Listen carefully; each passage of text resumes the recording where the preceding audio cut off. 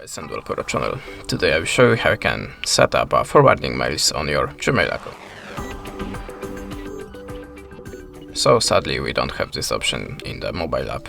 How you can see, there is no anything about the forwarding, so we have to open the web browser. In the web browser, go to the gmail.com, and it's very important, remember to switch your web browser to the desktop side.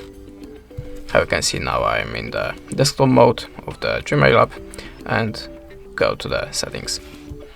Tap on the CL settings and tap on the forwarding. Now just add a forwarding address, type here your mail,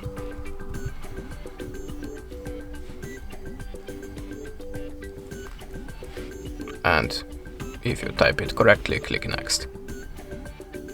Now click proceed. OK, and now just type here the confirmation code that was sent on your mail. That's it. Thanks for the watching. Leave us a subscribe or a comment, and goodbye.